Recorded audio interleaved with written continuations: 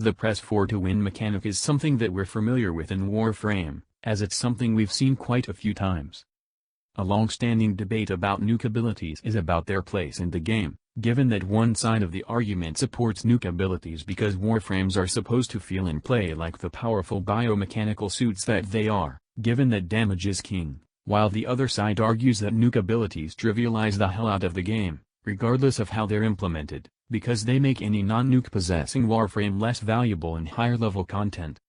While I personally do understand and see the points made on both sides of the spectrum, I would say that instead of fighting over why nuke powers are good or bad, it would be better to talk about why nuke powers are a design nightmare for Warframe in and of itself.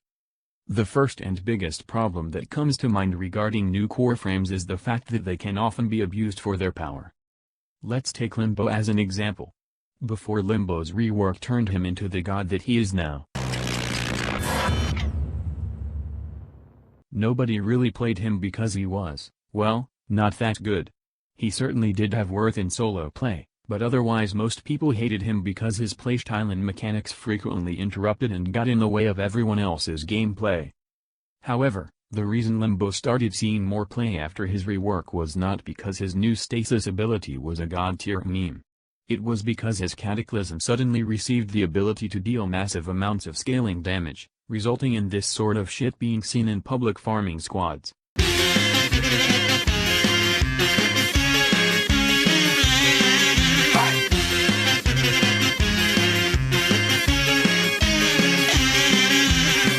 To rephrase myself, does this mean that nuke powers are bad? No. Nukes are not inherently bad, and Mesa is a living example of that. I'm pretty sure you all remember what the old Peacemaker used to be. It's high noon, Tenno. When toggled, Peacemaker turns Mesa stationary, unleashing a deadly torrent of firepower to ward her foes from hidden slinger pistols. Given that the old Peacemaker was literally a lol BRB getting a sandwich ability, I assume that DE created it with the hope that it wouldn't be abused in focus farms back when Draco was a thing. I'm pretty sure you know that wasn't the case given that the old Peacemaker isn't around anymore. According to DE, the intent behind changing Peacemaker wasn't to strip Mesa of any of her power, but rather to make it more of an interactive ability in order to deter players from just turning it on and AFKing. And while their changes to Peacemaker did ruffle a few feathers, it kept Mesa's strength intact.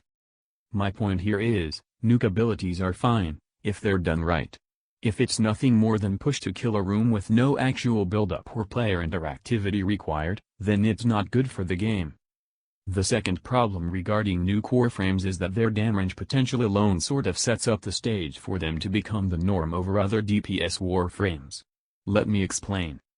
Let's say that we were running a Void survival mission, and I asked you to bring a high DPS Warframe. Who would you take? Saren? Mesa? Equinox? Nova? Whichever one you pick, they're all pretty solid choices in terms of damage. Now, let's say that we're running a Void survival mission, and I still ask you to bring a high DPS Warframe, but now pretend that the Warframes I mentioned before don't exist. Who do you take? Banshee? Ashe? Mirage? Ember? With the exception of Ember, all of these Warframes are, again, relatively good options when it comes to damage, just like how I've mentioned before. However, Warframes with damage abilities such as Ashe and Ember suffer from almost the same problem as CC Warframes do. I'll go ahead and quote myself, it's not because Vauban and Nyx are bad per se, but because there's not much reason to take them when a much better choice is available. Even if Ember's World on Fire was never nerfed, I still think that Ember would stay the same in terms of play rate, because in a game such as Warframe where damage and survivability are the most important things for high-level areas, would you rather take a Warframe that can deal damage to a room full of enemies, or would you rather take a Warframe that can deal damage to a room full of enemies while also healing you and debuffing enemies? Again, I want to make it clear that besides Ember, non-nuke damage Warframes are not bad.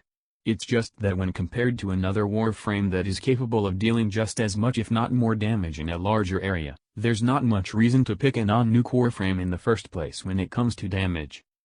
The last problem regarding nuke abilities is that their design alone raises a lot of questions of how difficult the game is supposed to be. Reaper Hunter made a good example of this not too long ago. God, Lord Jesus, this community cannot decide what the hell it wants.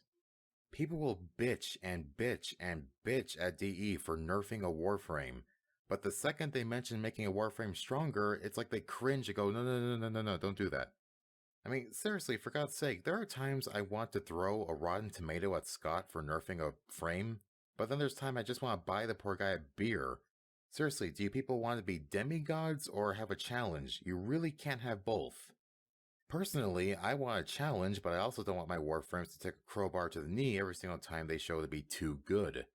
So to both DE and the community, make up your damn minds already.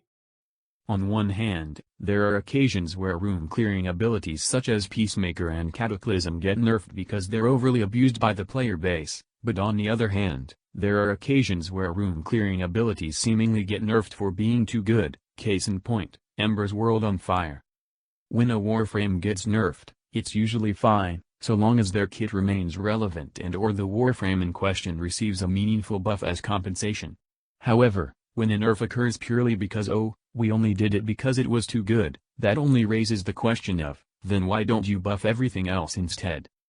To this day, I find it hilarious that DE nerfed a Warframe with no survivability because one of her powers was too good. Meanwhile we have Warframes such as Octavia running around providing practically permanent invisibility and increased DPS without a problem.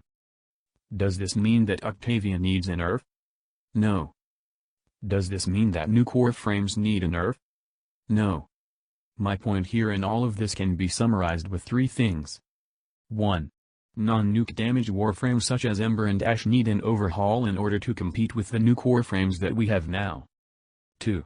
Nuke Warframes, when done right, are not necessarily a bad thing for the game. And 3. Balancing Warframes is a problem that should not be solved with nerfing what's good. It should instead be solved by focusing efforts on improving what isn't good to begin with. Thank you for watching.